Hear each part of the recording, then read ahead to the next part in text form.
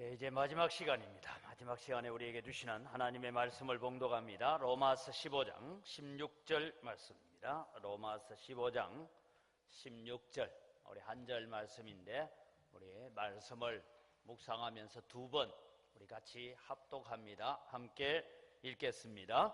이 은혜는 곧 나로 이방인을 위하여 그리스도 예수의 일꾼이 되어 하나님의 복음의 제사장 직분을 하게 하사 이방인을 제물로 드리는 것이 성령 안에서 거룩하게 되어 받으실 만하게 하려 하심이라. 우리 한 번 더 합니다. 이 은혜는 곧 나로 이방인을 위하여 그리스도 예수의 일꾼이 되어 하나님의 복음의 제사장 직분을 하게 하사 이방인을 제물로 드리는 것이 성령 안에서 거룩하게 되어 받으실 만하게 하려 하심이라. 아멘. 하나님 아버지, 주일 저녁에 하나님께서 은광교회 71주년 감사하는 마음으로 부흥회를 허락해 주시고 오늘 저녁 7번째로 하나님의 생명의 말씀을 증거하게 하시고 듣고 받게 하시니 감사하옵나이다. 범사에 감사하라는 살전 5장 18절의 말씀을 기억하면서 기도의 제목, 신앙의 고백을 담아 예물을 드리오니 향기롭게 받아주시고 드리는 손길들과 심령 속에 하늘의 평강으로 땅 위에 하나님이 허락하시는 각양 좋은 선물로 충만케 하여 주시옵소서. 오늘 이 자리에 정말 뜻깊은 참석을 함께하는 이 지역 재개발 문제를 주민들에게 전폭적으로 유익이 되는 방향으로 하기 위해서 비상대책위원으로 수고하는 우리 이웃을 보내주심을 감사드립니다.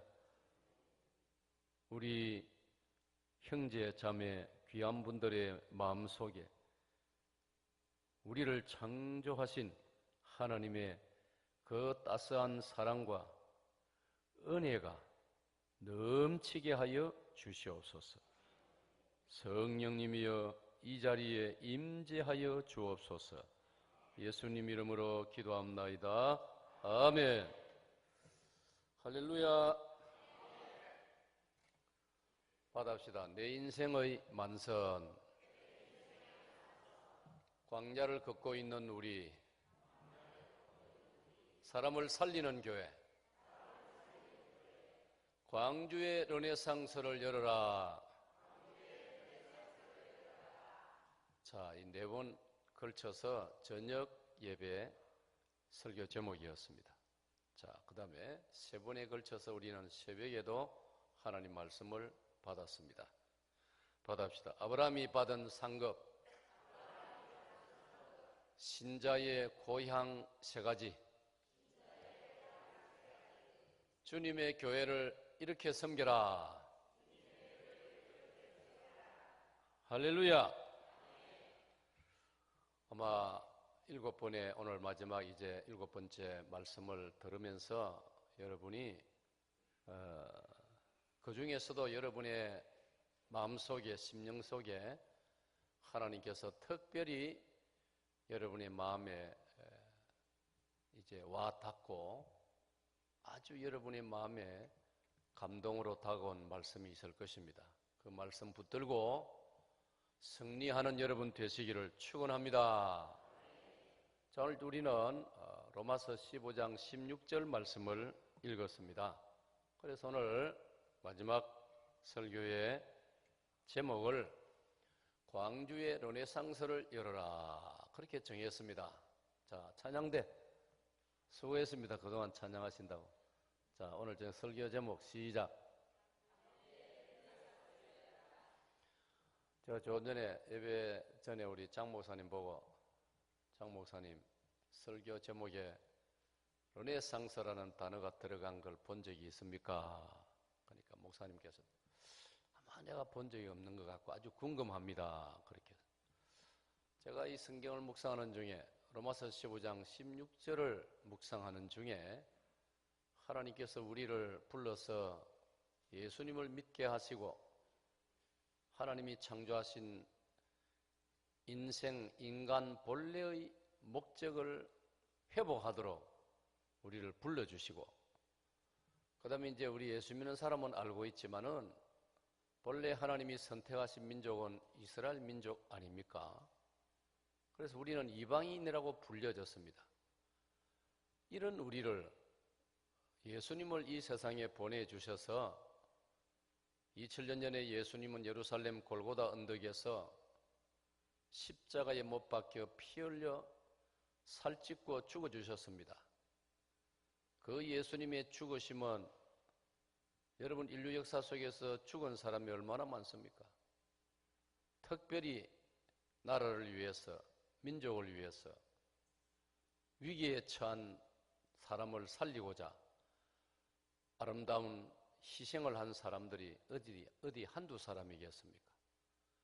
그러나 우리 예수님의 죽으심은 그런 수많은 역사 속의 죽음하고는 다른 것입니다. 왜냐하면 예수님은 하늘나라에서 우리를 구원하기 위해서 이 땅으로 사람이 되어 와 주셨습니다. 아멘.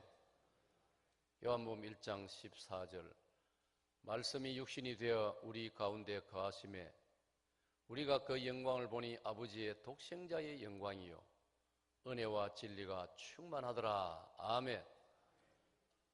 예수님께서 하늘나라에서 육신을 입고 우리 가운데로 오셨다 이 말이에요. 그게 2000년 전에 예수님이 베들레헴 마구간에 탄생하신 것을 말하고 있는 것입니다. 디모데전서 1장 15절에도 믿보다 모든 사람이 받을 만한 이 말이요 그리스도 예수께서 죄인을 구원하시려고 그 다음 뭐지요? 이 땅에 임하셨도다. 할렐루야. 같은 말씀이에요. 그 예수님을 하나님의 아들로 고백을 하고 나를 위해서 나를 구원하기 위해서 세상 죄를 짊어지기 위해서 이 땅에 오신 주님으로 구세주로 메시아로 받아들이고 마음으로 믿고 입으로 고백을 하면은 우리도 이스라엘 백성들처럼 하나님의 자녀가 되는 권세를 주시는 줄로 믿습니다.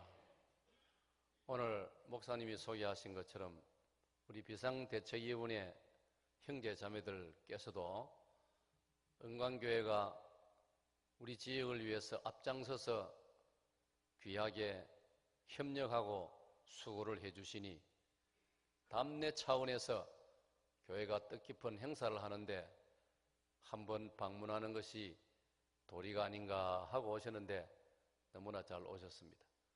바라기는 그 정도가 아니고 창조주 하나님을 배우고 깨달아서 이 땅에서도 하나님의 복을 받을 뿐 아니라 영원한 생명을 구원을 얻는 그런 축복의 기회가 되어지기를 우리 모두 축원합니다. 그래서 로마서 15장 16절에 여러분 아주 중요한 단어가 들어있습니다. 자, 구절을 한번 띄워주실래요? 방송실 로마서 15장 16절 어디 가버렸나? 그동안 잘 하시더니 자, 로마서 15장 16절에 여러분 성경을 펼치세요. 사실은 이 자막이 없어도 우리가 성경이 다 있어요. 자, 로마서 15장 16절 아이고 그러니까 뭐 또 금세 나왔습니다. 자, 다 같이 한번 읽읍시다. 시작. 이 은혜는 곧 나로 이방인을 위하여 그리스도 예수의 하나님의 복음의 제사장 감당하게 이방인을 제물로 드리는 것이 그래서 받으십니다. 자, 이 두 번째 줄을 보세요. 바울 사도가 이렇게 성령의 감동으로 기록을 했어요. 예? 나를 이방인을 위하여 그리스도 예수의 일꾼이 되어 하나님의 복음의 제사장 직분을 하게 하사 이방인을 제물로 드리도록 하셨다. 사랑하는 여러분, 저 말씀의 궁극적인 뜻은 뭐냐? 아까 제가 조금 언급을 했는데 원래는 이스라엘 백성만을 지구상에 인류 가운데 하나님께서 자기 백성으로 삼으셨어요. 그게 구약성경 신명기 7장 6절 7절의 말씀입니다. 하나님께서 이스라엘을 선택하시는 그 장면을 신명기 7장 6절 7절에 정확하게 기록을 해놨어요. 그런데 이제는 예수님을 세상에 보내주셨기 때문에 저와 여러분도 예수님을 믿고 나면 하나님께서 우리를 제물로 삼으시는 줄로 믿습니다. 한 걸음 더 나가서 우리를 통하여 마치 이스라엘을 통하여 예수님이 오셨고 이스라엘을 통하여 이방인들이 복음을 받게 되어가지고 하나님 앞에 우리 자신을 제물로 드리는 것처럼 이제는 저와 여러분이 우리 기독교 신자들이 불신자들에게 복음을 전하여 저분들도 하나님 앞에 나와서 예수님을 믿음으로 저분들을 하나님 앞에 제물로 올려드리는 이 사명을 우리에게 주셨다, 그 뜻이에요. 아멘. 그래서 로마서 15장 16절 말씀은 매우 중요한 말씀이에요. 우리 모두에게 제사장의 사명을 주시는 거예요. 제사장은 제물이 있어야 됩니다. 제사장은 제물을 하나님께 드리는 자입니다. 이스라엘이 우리 이방인을 예수님으로 말미암아 제물로 드렸습니다. 이제는 우리도 불신자들을 복음으로 말미암아 하나님 앞에 제물로 드리는 사명이 주어졌다는 것을 여러분 기억하시기를 바랍니다. 자, 그래서 르네상스를 열어라. 광주의 르네상스를 열어라. 자, 르네상스라는 단어 받아봅시다. 르네상스. 학창시절에 르네상스라는 단어를 공부하셨지요? 하셨지요? 예, 아주 광주에 계시는 분들은 공부를 열심히 하신 분들이니까 잘 기억을 하실 거예요. 자, 르네상스란 말은 원래 라틴 말입니다. 라틴어. 이태리를 비롯해서 남부 유럽에서 사용되는 언어가 라틴어입니다. 라틴어에서 이 르네상스란 말이 이제 우리에게까지 전해졌어요. 이 영어로는 발음을 하면 리나이상스. 우리는 원래 발음대로 라틴어 발음대로 우리 한국에서는 르네상스 이렇게 부르고 있습니다. 르네상스란 말은 뜻이 뭐냐면 부흥, 재건, 재생, 신생 그런 뜻이에요. 그러니까 다시 살아난다, 새롭게 살아난다, 부흥된다 그런 뜻이에요. 받아봅시다. 르네상스. 그래서 저는 우리 복음으로 말미암아 기독교로 말미암아 예수님으로 말미암아 교회로 말미암아 광주의 부흥이 일어나기를 축원합니다.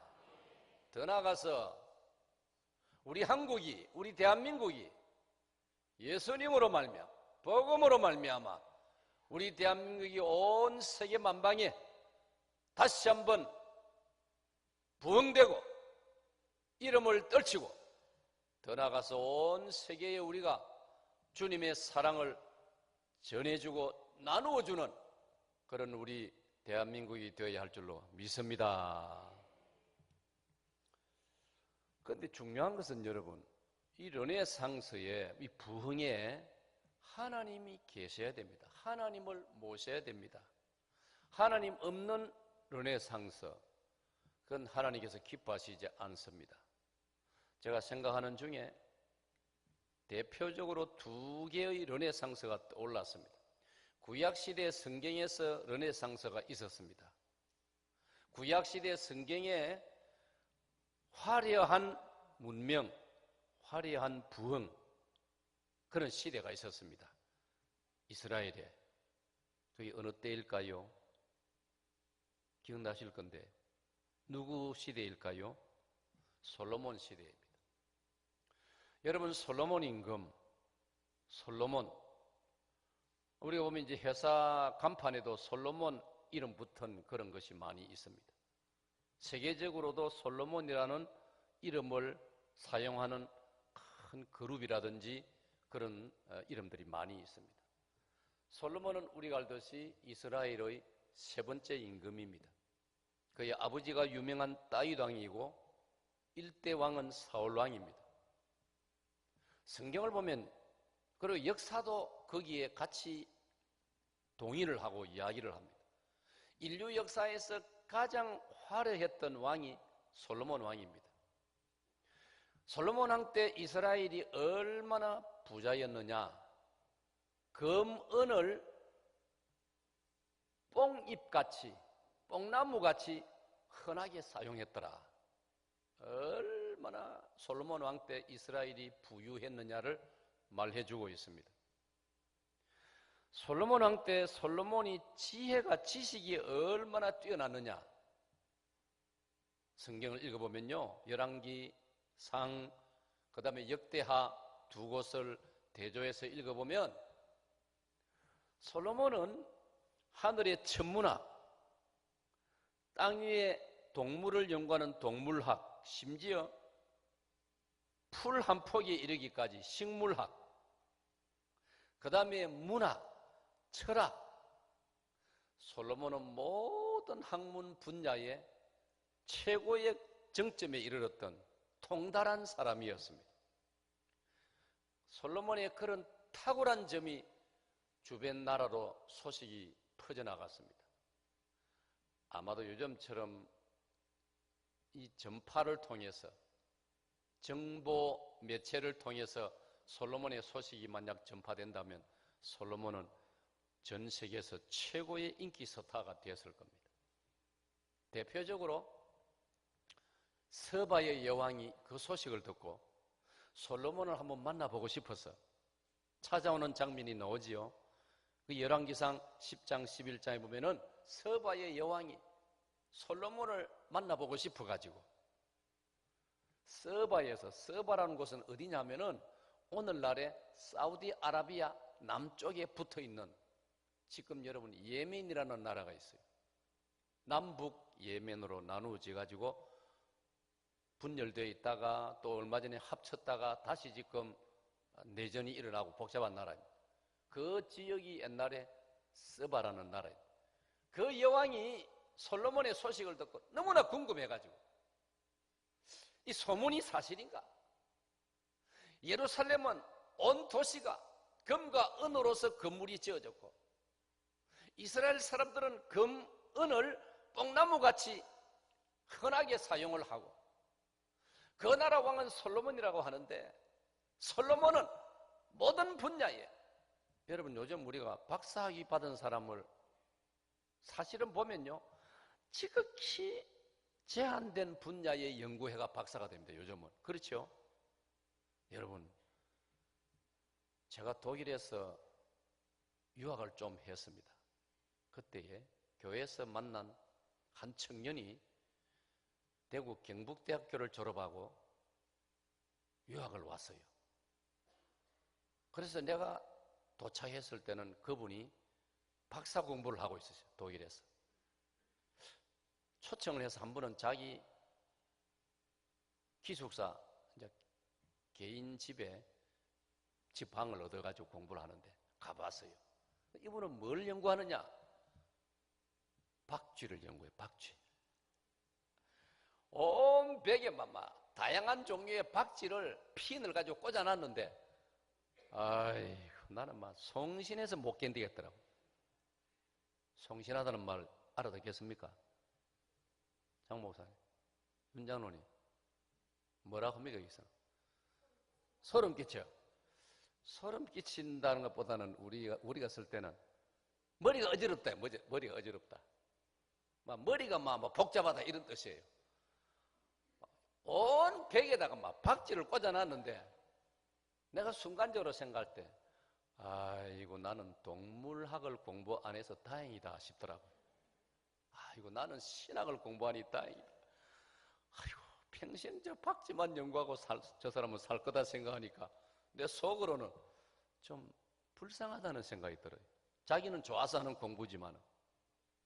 그러니까 그분은 박쥐만 집중적으로 연구해가지고 나중에 박사학위를 받았어요. 그래가지고 우리나라에 들어와가지고요, 한국 교원대학교가 있습니다. 교원대학교, 교사를 양성하는. 거기 교수님이 됐어요. 근데 솔로몬은 박쥐만 연구하는 게 아니고 하늘의 새들, 기어다니는 동물들, 자라는 풀과 꽃들, 바다의 어족, 거기다가 문학, 철학까지 통달한 사람이었어요. 그래서 하나님께서는 성경은 이렇게 말하고 있어요. 솔로몬 이전에도 솔로몬 이후에도 솔로몬같이 풍부한 지혜와 지식을 가진 사람이 없었더라. 그렇게 되어 있어요. 대단한 사람 아닙니까? 그래서 스바 여왕이 드디어 예루살렘에 도착을 했습니다. 그 거리가 먼데 저는 그 본문을 묵상하면서 이 스바 여왕 대단하다. 열차가 있는 것도 아니고 자동차가 있는 것도 아니고 지금부터 2900년 전 이야기입니다. 이야, 얼마나 호기심이 많았으면 그 소문이 나 있는 솔로몬을 한번 만나보고 싶어서 드디어 예루살렘에 도착을 했는데 성경은 이렇게 기록하고 있습니다. 스바 여왕이 예루살렘에 도착하여 예루살렘 성을 바라보고 솔로몬이 지은 예루살렘 성전을 바라보면서 그 또 예루살렘의 솔로몬의 궁궐을 바라보면서 정신이 현란하였더라. 그럼 어지러워서 막 쓰러질 정도로 너무나 아름답고 화려한 모습이었다라고 말하고 있습니다. 그런데 사랑하는 여러분, 그 솔로몬이 그렇게 인류 역사에서 솔로몬 이전, 솔로몬 이후에 어떤 사람도 솔로몬을 따라가지 못합니다. 지식이라든지 부라든지 모든 면에서 찬란한 문화라든지 솔로몬을 능가할 사람이 없다라고 성경이 말하고 있습니다. 그러면 여러분, 그렇게 이룩한 솔로몬의 르네상스, 솔로몬의 부흥, 솔로몬의 성공, 솔로몬의 발전, 솔로몬 시대의 이스라엘의 문명의 발달, 그 솔로몬이 하나님을 기쁘시게 해드렸을까요? 그 솔로몬이 영적으로 이스라엘 백성에게 선한 영향력을 끼쳤을까요? 솔로몬이 그 당시에 이스라엘이 주변 나라에 영적인 영향을 끼쳤느냐 말입니다. 성경을 아무리 읽어봐도 영적인 영향력을 끼치지 못했어요. 오히려 솔로몬은요, 인간적으로 화려하게 살다 보니 영적인 일에 관심이 줄어들게 되었고, 여러분 조심해야 됩니다. 대책 없이 부자 되기만을 바라서는 안 돼요. 저는 다른 지역은 모르겠어요. 우리 지역만 해도요. 저는 김해 사람인데 김해가 발전하면서요, 농사 짓고 살던 사람이 하루아침에 땅값이 올라가지고 부자가 되었어요. 부자가 되니까요, 부부간의 사이가 안 좋아지고요. 농사 지을 때는 부부가 아침부터 같이 들판에 나와가지고 사이좋게, 의좋게, 수고는 좀 하지만은 같이 땀 흘리고 일하고 행복하게 살았는데, 큰 부자는 아니더라도 먹고 살기 걱정 없이 행복하게 살았는데 갑자기 땅이 수용되면서 너무 돈이 많아지니까요, 남편들은 자꾸 다방에 왔다 갔다 했었고, 그러다가요, 부부간에 불화가 생기고 그런 사례들을 많이 보았어요. 그래서 성경은 우리에게 말씀하고 있습니다. 신명기 8장을 읽으면 네가 먹어서 배부를 때 하나님을 잊을까 조심하라고 했습니다. 아멘. 행여나 우리의 자녀들이 이 세상에서는 혹시 출세하고 성공을 했을지라도 세상에 출세하고 성공하는 바람에 거기에 매이가지고 거기에 빠져가지고 하나님을 잊어버리고 교회를 잊어버리고 주일조차 잊어버린다면 여러분 그 성공이 뭐가 의미가 있겠습니까? 저의 서성 은사님 가운데 전호진 박사님이 계십니다. 전호진 박사님은 젊은 목사 시절에 익산에 이리평화교회, 지금 이름 바뀌었죠. 이리평화교회 담임하신 목사님이십니다. 그러다가 나중에 군목으로 가시고, 그래서 저희 군목 선배도 되시고, 그 다음 미국에서 공부를 하시고, 풀러신학교에서 공부를 하시고, 우리 고신대학교 교수님이 되시고, 그 다음에 고신대학 총장까지 하신 분입니다. 지금은 은퇴 후에 미얀마에서 미얀마 학생들을, 영어를 너무나 잘하시니까 미얀마 신학생들을 가르치는 일을 하고 계십니다. 제가 언젠가 전원진 박사님을 만나서 한참 오래되었습니다. 그런데 우리가 대화하는 중에 전원진 박사님이 이렇게 말씀해요. 후배인 우리들을 보고 자식에 대한 욕심을 지나치게 가지지 말라. 신앙 잃어버리고 세상에 출세한들 뭐 하겠나? 박사님이, 교수님이 그런 신앙관을 딱 가지고 있더라고요. 그래서 제가 그 이야기 들어서 마음에 감동을 받았어요. 그 정도 본인의 위치가 대학 총장까지 하신 분이라면 자기 자녀들 명문대학 들어가고 당연히 그걸 바랄 것인데 목사님 생각이 다르더라고요. 그래서 목사님께서 사실 나는 내 자녀들에게 이렇게 가르친다고. 나는 너희들이 명문대학 안 들어가도 좋다. 나는 너희들이 신앙생활 잘하기만 하면은 나는 그것으로 만족한다. 다른 부담 갖지 말아라. 너희들 소신대로 살되 신앙만은 내가 절대로 그거는 내가 양보 못하니 신앙생활만은 끝까지 바로 하면서 너희 소신대로 살기를 바란다. 그렇게 지도한다는 거예요. 할렐루야. 제가 그 이야기 듣고 얼마나 감동을 받았으면 지금까지 제가 기억을 하고 있지 않습니까? 사랑하는 여러분, 우리는 내용도 모른 채 솔로몬이 경험했던 그 탁월한 지식, 요즘 말로 말하면 노벨상을 몇 개나 받을 수 있는 탁월한 지식, 빌 게이츠가 따라갈 수 없는 최고의 부우, 서바 여왕이 기절할 정도로 화려하고 아름다운 그가 이룩한 요즘 말로 말하면 문화, 문명, 아무것도 아닙니다, 여러분. 하나님 잊어버리면 그거 아무것도 아니에요. 솔로몬은 중간에 하나님을 잊어버렸어요. 솔로몬이 얼마나 혼돈에 빠진지 아시죠, 여러분? 부끄러워서 참 이야기를 다 못할 정도입니다. 그래서 세월이 흘렀습니다. 솔로몬도 이제 나이가 많아지고 세상 떠날 날이 되었습니다. 솔로몬은 뒤늦게 깨달았습니다. 회개하는 마음으로 그가 기록한 말씀이 전도서 1장 1절입니다.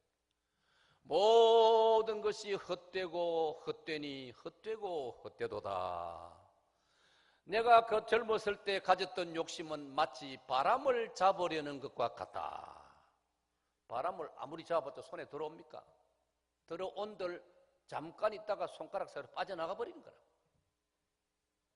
그걸 잡으려고 내 인생을 다 허비해서는 안 된다는 말이에요.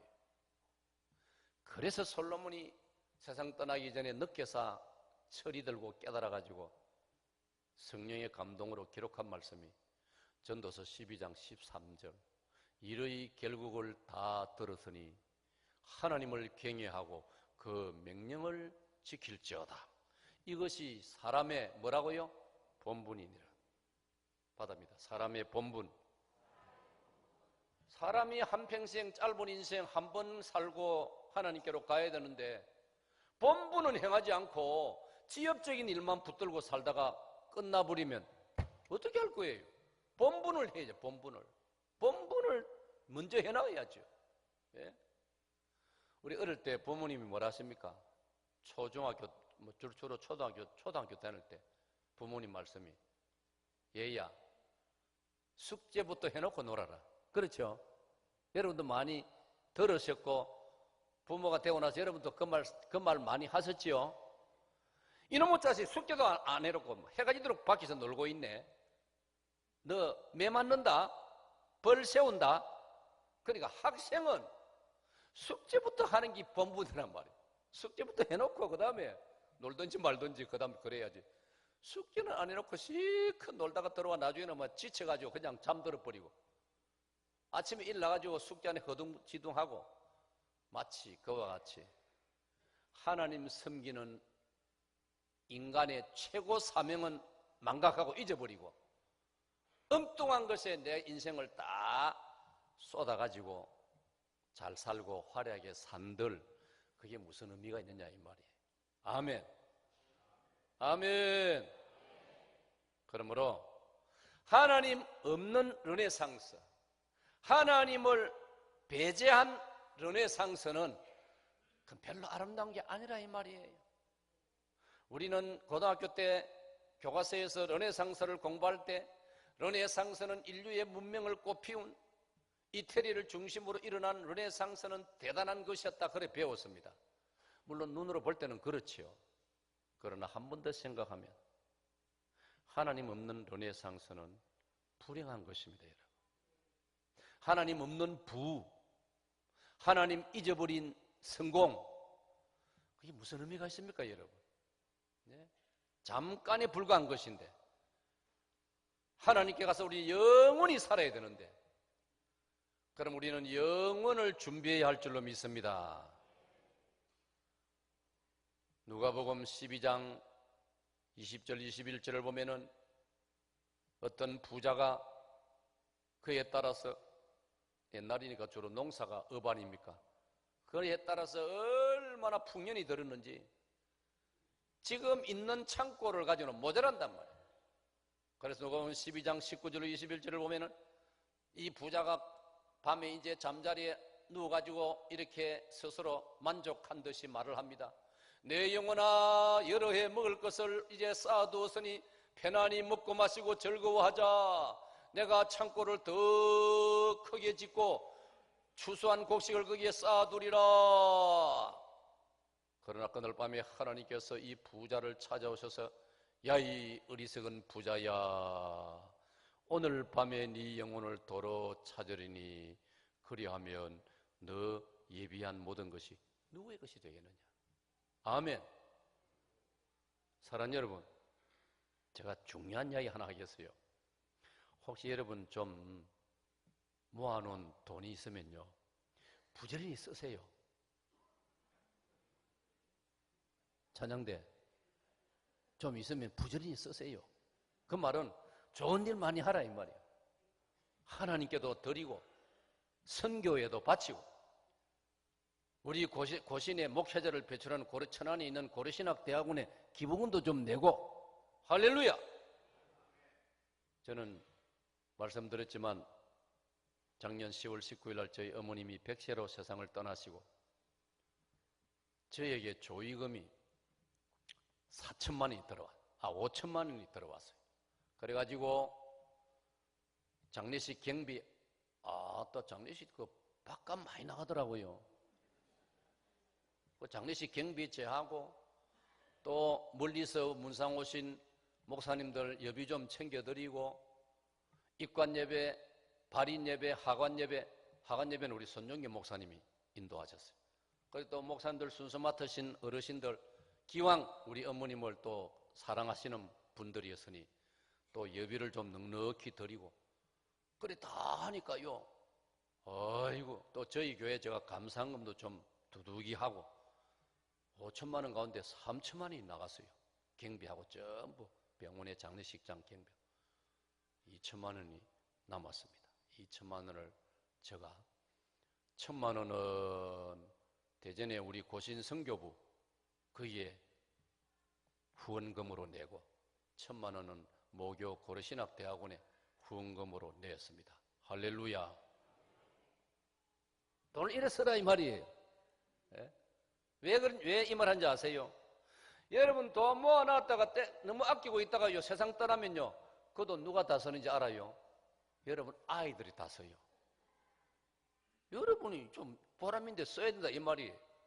내가 왜 이 이야기 하느냐면요 제가 부흥회를 좀 자주 나가기 때문에 우리 교회에 있을 때는 내가 못 보는데 부흥회 나오면은 아침 먹기 전에 아침을 제가 잘 안 먹기 때문에 부흥회 나오면은 그 뭡니까? KBS에서 하는 인간 세상 뭐 있죠? 네? 인간극장. 그 프로 진짜 감동적인 이야기 안 나옵니까? 거기에 창원에 있는 어떤 약사 이야기가 나오는데 창원에 이 약사가 경희대 약대를 졸업하고 약사가 약국장이 되었어요. 창원에 약국을 가지고 있는데 부부간에 한번 캄보디아 여행을 갔대요. 그 인간극장 내용을 제가 그 주간에 계속 봤거든요. 부흥회 가가지고 내가 얼마나 은혜를 받았는지 보신 분 있죠? 그거 많이 계시네요. 그런 걸 좀 보세요. 드라마만 보지 말고 인간극장을 보세요. 요새 이상한 뭐 이혼하고 뭐 짝사랑하고 뭐 남의 사람 훔치고 하는 못된 그런 드라마 보지 말고 나 그 신문에서 읽어서 내가 본 게 아니고 그 내용이 주로 그런 드라마 그런 걸 보지 말고 인간극장 이런 걸 보면 배울 게 있어요. 감동이 돼요. 그래서 이 부부가 캄보디아 여행 갔다가 뭘 봤느냐 하면 신발도 못 신고 학교도 못 가고 학교를 간다고 갔는데 가방도 없고 학교라고 하는데 천장도 없고 우리나라 6.25 이후에 그런 모습을 보고 너무 마음이 아파가지고 이 부부가 그 학생들을 그 학교를 조금씩 도와주기 시작한 게 일이 커져가지고 학교를 지어주고 그 학생들 집에 찾아가지고 공부할 수 있도록 뭘 만들어주고 거기에 이제 막 올인하는 거라. 우리말 올인이란 말은 거기에 막 몰두하는 거라. 그래가지고 이제 이 소문이 나가지고 이제 인간극장에 소개가 된다 이 말이에요. 기자가 이 약국장 보고 질문한 그분 나이가 내 기억에 한 63살쯤 되더라고요. 그래, 질문을 하니까 아이고 나는 이제 깨달았어요. 내가 번 돈은 전부 내가 죽기 전에 다 쓸 거예요 이러더라고요. 왜? 내가 안 쓰고 놔둬봤자 자기들 저거 다 쓸 건데 만다고 저거 갔어요. 저거는 내가 공부시켜가지고 저거 다 먹고 사는데 내가 쓴 거는 내가 번 거는 내가 써야지. 그래가지고 부부가 같은 가치관을 가지고 막 아낌없이 약국을 통해서 번 것을 캄보디아에 불쌍한 사람들을 돕는데 쓰고 있는 거예요. 사랑하는 여러분, 솔로몬을 저는 공부하면서 솔로몬이 불신자들이 볼 때, 세상이 볼 때는 화려한 왕이고 머리 좋은 왕이고 아까 말한 대로 노벨상을 받는다면 몇 가지 노벨상을 한꺼번에 받을 수 있는 인물이었지만은 솔로몬은 젊은 시절에 하나님을 별로 기쁘시게 못했어요.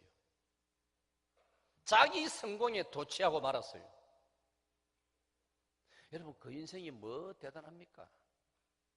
하나님의 시각으로 볼 때, 성경의 시각으로 볼 때 솔로몬의 인생은 참 안타깝고 답답한 인생을 살고 말았어요.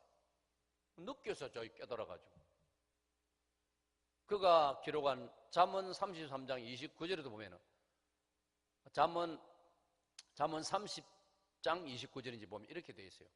고운 것도 거짓되고 아름다운 것도 헛되나 오직 여호와를 경외하는 여자는 어떻게 한다고요? 칭찬을 받을 것이니라. 할렐루야. 잠언 31장 30절에 잠언 31장 30절 고운 것도 거짓되고 아름다운 것도 헛되나 오직 여호와를 하나님을 경외하는 여자는 칭찬을 받을 것이라. 여러분 솔로몬이 젊었을 때는요. 자 우리 다 같이 한번 읽습니다. 시작.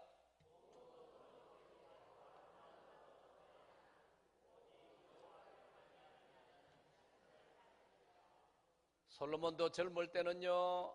깃발 날리고 무사람들이 솔로몬을 환호하고 솔로몬을 칭찬하고, 요즘 말하면 솔로몬이 인기 스타 절정에 이르니까요, 얼마나 여인들한테도 인기가 많고, 그러니까 솔로몬도요, 세상적으로 말하면 미스 코리아, 미스 유니버스, 이런 사람들만 좋아했어요.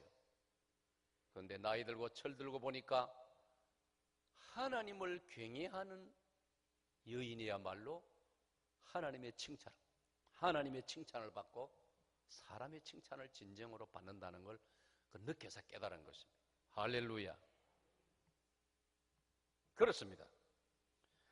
그러므로 우리는 인간만을 위하는 르네상스 부흥 발전이 아니고, 인간만을 기쁘게 하는, 나의 명예와 나의 이름만을 높이는 르네상스 부흥과 발전을 하는 것이, 그것을 우리가 추구하는 것이 아니고, 고전 10장 31절의 말씀같이, 고린도전서 10장 31절, 그런즉 너희가 먹든지 마시든지 무엇을 하든지 다 어떻게 하라고요? 하나님의 영광을 위하여 하라. 할렐루야. 바랍니다. 먹든지 마시든지. 이 말은 하나님을 제외해버리면, 내 인생에서 하나님을 우리가 무시해버리고 하나님을 소홀히 해버리면 그 인생 아무 의미가 없다 이 말이에요. 본래 하나님이 우리를 창조하실 때 우리는 하나님과 대화 나누고 하나님과 교제하고 하나님과 잘 지낼 때 진정으로 보람과 가치와 의미를 느끼는 삶을 살도록 그렇게 만들어 놓으셨다 이 말이에요. 바꿔 말하면, 예를 들면 자식이 지가 아무리 잘났다고 해가지고 부모님 무시하고 부모님에 대해서 소홀하고 지 잘난 척, 그래 살면 뭐합니까 여러분? 그게 무슨 행복입니까? 지가 잘나고 성공할수록 부모님에 대한 은혜를 잊지 않고 부모님을 존경하고 부모님에게 효도하고 부모님을 잘 배려하고. 할렐루야. 저는 역대 대통령들 가운데 여러분들 다 우리가 여러 가지로 말할 수 있죠. 한 가지만 따가지고, 교회 장로님이었던 김영삼 대통령, 한 가지 우리가 배울 게 있어요. 그분은 객지에 나가가지고 아버님이 돌아가실 때까지, 아버님은 김홍조 장로님인데 아주 장수하셨어요. 돌아가실 때까지 매일 아침 일어나면 첫 번째 하는 일이 무엇이라고 여러분 들었습니까? 문안 전화 드리는 거. 하루도 안 빠졌다는 거예요. 다른 건 난 모르겠어요. 그 점 하나는요, 정말 우리가 본받아야 됩니다. 매일 전화하는 게 쉽습니까? 여러분 부모님 살아생 전에 전화 몇 번 했습니까? 한 주간에 몇 번 했습니까? 여기 며느리 여러분, 여기 며느리신지 시어머니신지 뭐 며느리일 수도 있고 시어머니일 수도 있고죠. 저도 마찬가지예요. 저도 그래서 김영삼 장로님 그거 한번 본받아 보려고 전화를 좀 몇 번 열심히 하다 그 다음 때 나도 모르고 잊어버렸어요. 안 되더라고요. 한 주간에 한 번 전화 드리는 것도 쉽지 않더라고요. 이야, 참 내가 불효자구나. 옛날에 우리가 어릴 때는요, 저희 집에 큰 형수님이 시집을 왔는데 1년 동안에는요 매일 아침 인사하더라고요. 그것도 1년 지나고 나니 많아더라고요. 1년 동안은요 매일 아침 일어나면 저희 부모님 방 앞에 와가지고 아버님 어머님 편히 주무셨습니까? 매일 신고하더라고요. 그 당시만 해도 그런 풍습이 있었어요. 요새는 어디 있습니까? 부모님보다 더 늦게 일어나가지고 뭐. 네? 그러니까 우리가 자식으로서 부모님에 대한 기본적인 도리를 잊어버린 채, 참말인지 거짓말인지 모르지만은 시골에 계신 부모님 못 찾아오도록 요새 아파트 이름이 그래 어렵답니다. 부모님들이 그 이름을 어떻게 외우겠습니까? 뭐 힐 스테이트 해서구만. 그 뭐 부모님들이 어떻게 합니까? 할 수만 있으면 뭐 휴먼시아 해서면서 부모님들이 그 이름을 어떻게 할 거예요? 못 찾아오도록 이름을 어렵게 해가지고. 심지어 어떤 며느리는 어째가 부모님이 찾아와가지고 저 아파트 밑에 안내실 경비실까지 왔습니다. 인터폰으로 경비원이 연결시켜 주려고 하니까 어머님 그 뭘 가져온 게 있다고 합니다. 이러니까 그거 놔두고 가라 했어. 세상에 이게 나는 거짓말을 해요. 진짜로 그런 여자가 죄송합니다. 그런 며느리가 있다 하면 이건 옛날로 말하면 동네 매찜질 해야 돼. 매찜질 해야 돼. 사랑하는 여러분, 솔로몬이 바로 그랬단 말이에요.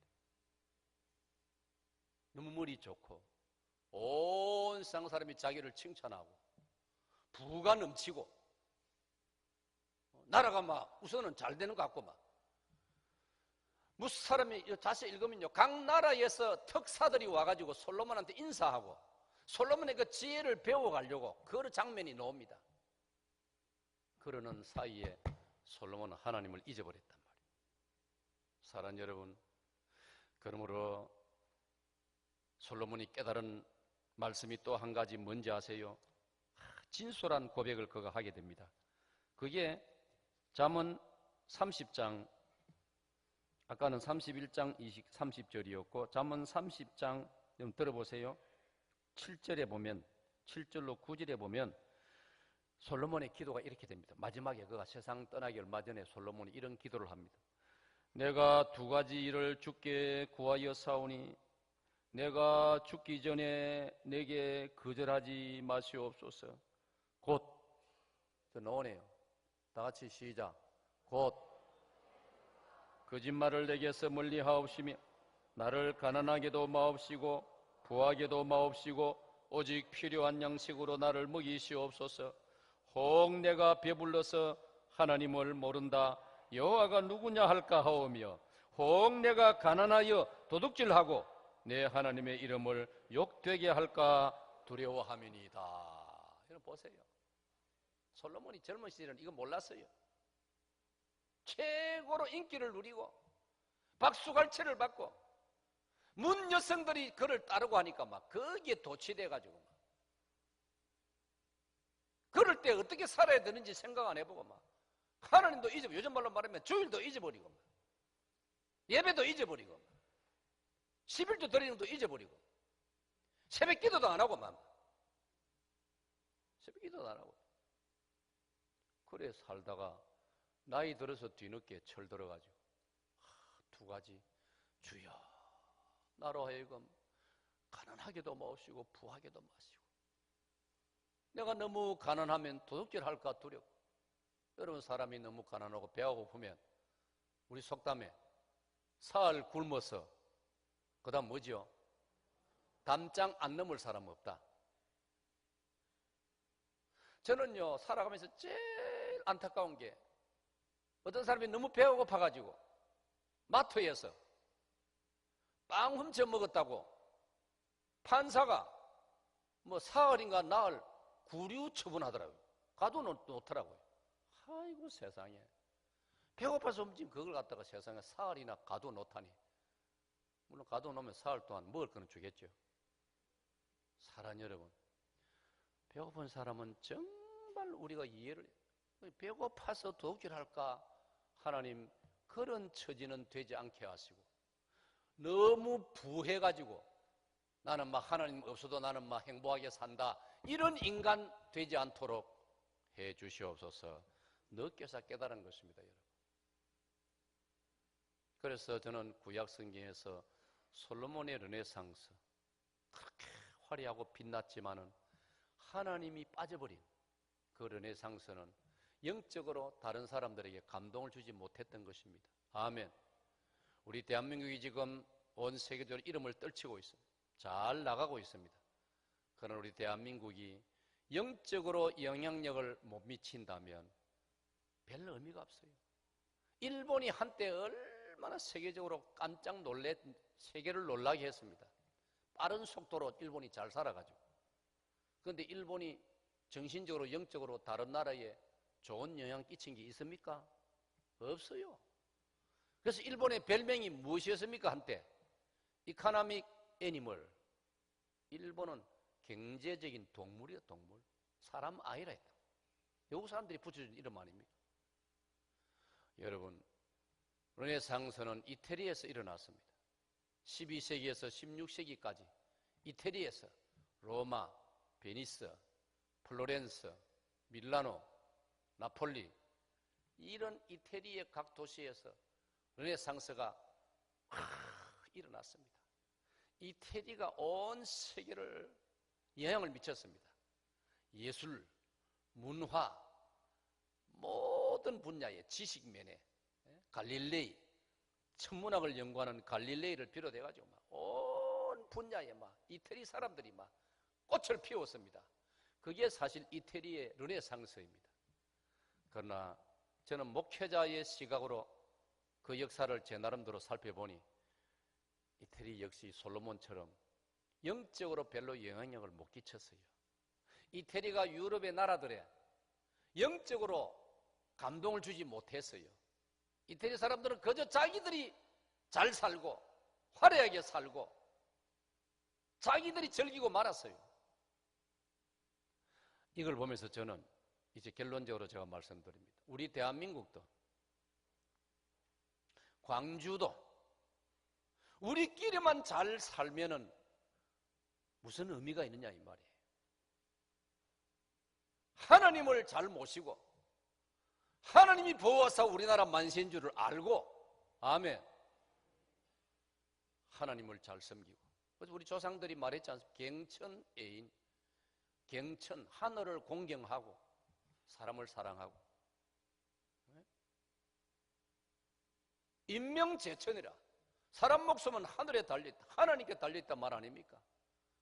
범사에 하나님을 인정하고 잠언을 읽으면 그러면 범사에 너는 하나님을 인정하라 그러면 너의 가는 길이 형통하리라 할렐루야. 오늘 우리 대한민국 그리고 여러분의 고장인 광주 여기도 르네상스가 일어나기를 기대합니다. 그러나 그 르네상스에 하나님이 빠지면 안 된다 이 말이에요. 하나님이 빠지면 안 되는 거예요. 아까 말했지 않습니까? 고전 10장 31절 먹든지 마시든지 무엇을 하든지 하나님의 영광을 위하여 하라. 교리문답 제1문답에 사람의 제일 되는 목적이 무엇이냐? 사람의 제일 되는 목적은 하나님을 영화롭게 하는 것과 영원토록 그를 즐거워하는 것입니다. 아멘. 세상에서의 재밌고 즐거운 것보다도 하나님을 예배하면서 즐거움을 누리고 하늘에서 내려오는 평강을 누리고 할렐루야 그렇게 사는 것이 진정한 행복이라 이 말이에요. 어느덧 우리나라는 세계의 강대국이 되었습니다. 여러분 사실은 우리나라가 강대국입니다. 우리는 잘 모릅니다. 등잔 밑이 어둡다고 우리는 잘 몰라요. 외국에 나가면 우리 대한민국을 얼마나 부러워한지 몰라요. 제가 엊그제 말씀했죠. 한국 여권을 가지면 지구상에 163개국을 그냥 어서 오십시오 환영받습니다. 우리나라 여권, 패스포트 우리가 1등입니다 지금. 안 놀랍니까? 아래 말했죠. 한번 들어놓으니까 여러분 덜 놀래는데 나는 진짜 놀랐어요. 우리나라가 어느 사이에 옛날에 우리가 70년 80년대는 미국 여권이 최고 아닙니까? 미국 여권 가지면 어느 나라 가든지 대환영이었어요. 지금은요 우리 한국 여권이 1등이라니까요. 좀 놀래보세요. 1등이 대한민국하고 써 있습니다. 163개국을 자유로 들어갈 수 있습니다. 독일하고 일본이 2등이더라고요. 우리보다 두 나라 적어요. 독일 사람, 일본 사람이 마음대로 들어갈 수 있는 나라 161개. 미국은 3등이에요. 우리보다 밑에. 우리가 미국을 꺾었다니까요. 얼마나 대단합니까? 제가 조선일보 신문에서 읽었어요. 일본의 의사들이 지금 우리나라에 공부하러 옵니다. 우리나라 의사들의 수술 기술을 배우러 옵니다. 일본 의사들이. 놀라운 일 아닙니까? 할렐루야. 인천공항이 13년 연속 세계 몇 등? 1등입니다. 1등. 이야, 여러분 인천공항이 세계의 공항, 큰 공항이 얼마나 많습니까? 도쿄에 무슨 공항? 나리타 공항. 세계 한때는 세계 1위. 도쿄의 나리타, 하네타 공항. 오사카의 간사이 공항. 싱가포르 창이 공항. 저도 제법 이름 알지요? 이름 나 좋아하기 때문에. 시카고 공항. 시카고 공항은요, 쉴 새 없이 비행기가 뜹니다. 시카고는 미국에서도 중부에 있고 아메리카에서도 중부에 있으니까 막 쉴 새 없이 영국 런던의 히드로 공항. 이야, 대단합니다. 그런데 인천공항이 13년 연속 세계 1등이라니까요. 할렐루야. 얼마나 대단합니까? 기능올림픽 우리나라가 막 15년 연속 1등. 얼마나 손재주가 좋으면 막 한국 젊은이들이 1등. 수학, 과학, 올림피아드 나가면 종합점수 우리나라가 1등입니다. 할렐루야. 이 조그마한 나라에서 이렇게 우리나라가 깃발 날리고 있습니다. 그 외에 배 만드는 실력, 바다에, 오대양 바다에 큰 산더미 같이 큰 배 10척 중에 5척이 우리나라에서 만드는 거예요. 할렐루야. 아니, 좀 감동을 하세요, 이럴 때는. 할렐루야.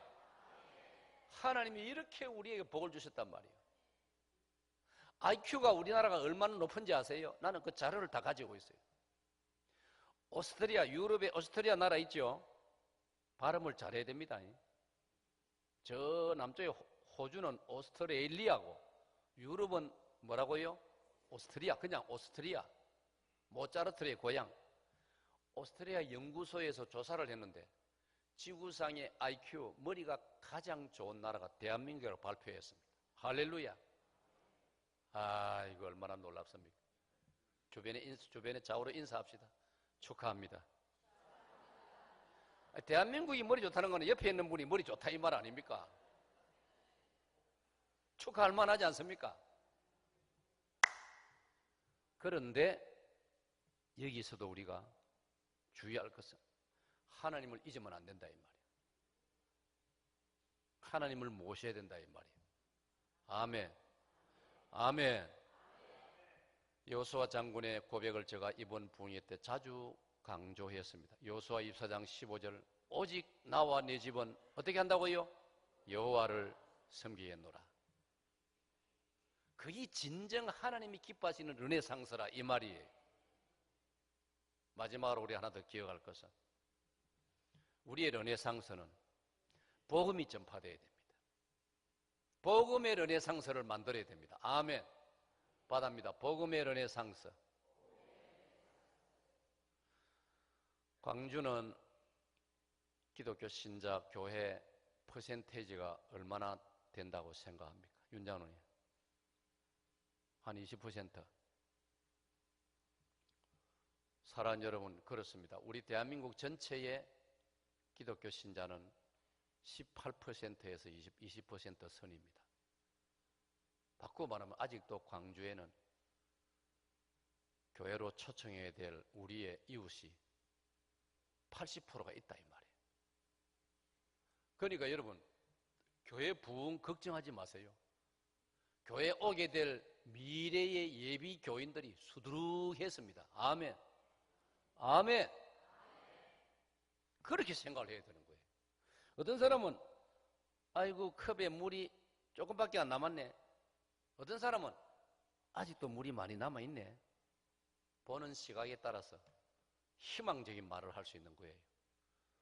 어떤 분은요, 교회 행사하면 말이지, 속으로 내가 한 사람 와 있는데 두 번째 들어오는 사람 문 열고 들어오면서 어떻게 말하는지 알아요? 아직 아무도 안 왔네. 한 사람 와 있는 거는 사람 아이가? 보통 그렇게 말하더라고요. 회의라든지 식당 모임이라든지 두 번째 온 사람이 항상 하는 말이 한 사람 와 있는데도 불구하고 아이고 아직 아무도 안 왔네. 그럼 그 사람은 헛개비인가? 말을 어떻게 해야 되느냐? 아이고 벌써 오셨습니까? 아이고 나보다 먼저 오셨네요. 그래야 먼저 온 사람 기분 좋을 거 아닙니까? 아멘. 앞으로 은광교회는 그렇게 적극적인 표현을 하시기 바랍니다. 사랑하는 여러분, 우리는 바답니다. 복음의 르네상스. 계속해서 복음의 르네상스를 꽃피워야 할 줄로 믿습니다. 여기다가 한 가지 더 남은 거, 우리는 북한의 복음의 르네상스를 꽃피워야 됩니다. 아멘. 그럼 북한 동포들은 자유를 빼앗긴 지가 몇 년입니까? 해방되고 73년 아닙니까? 1945년에 해방됐으니까 지금 18년이니까 73년째 북한 동포들은 자유를 잊어버리고 있습니다. 자유를 잊어버리고 있습니다. 요즘 우리는 텔레비전에 북한에서 탈출한 사람들 프로그램 나와서 하는 프로그램을 가끔씩 여러분도 보지 않습니까? 그중에 이만갑이라는 프로그램. 나는 처음에 그게 사람 이름인 줄 알았어요. 성이 이가고 이름이 만갑인 줄 알았어요. 내가 그걸 깨달은 것은 뒤에 깨달았어요. 나중에 보니까 이제 만나러 갑니다. 이 약자더라고요. 완전히 날 갖다 속였어요, 그 사람들이. 거기 보면요, 그 탈북자들 증언하지 않습니까? 우리가 믿을 수 없을 만큼 북한 사람들이 비참하게 살고 있지 않습니까? 자유를 잃어버리고. 그들은요, 4살 때부터 합수훈련, 4살 때부터 단체 훈련을 받는 거예요. 그걸 전부 다, 그러니까 졸졸 암송을 얼마나 잘하는지. 그걸 보면요, 북한 사람들 암기를 얼마나 잘합니까? 근데 우리 예수 믿는 사람들은요, 여러분 저한테 요새 성경 암송 시킵니까? 이걸 생각하면 나는 정말 걱정이 많아요. 제가 간증했지요. 나는 내 2 손자 6학년, 4학년인데 다른 건 내가 네 공부 잘하나 물어본 적 없어요. 성경 암송 열심히 해라. 그거 칭찬하고 그래야 됩니다. 북한 동포들, 북한 땅 해방될 때 북한의 교회가 3,200개였습니다. 지금 아무것도 없습니다. 모든 교회 자리에 김일성 사상연구소가 들어있고 김일성 동상이 세워져 있습니다. 모든 북한 주민의 집에는 벽에 우리 한국 같으면 할아버지, 아버지 사진 걸어 놓아야 될 자리에 김일성, 김정일 사진이 걸려 있습니다. 아침에 일어나면 거기 절부터 하고 하루 일 시작합니다. 좋은 선물 어디서 가져오면 먼저 그 앞에 가가지고 죽었는데도 불구하고 수령님 덕분에 좋은 선물을 오늘 받았습니다. 신고하고.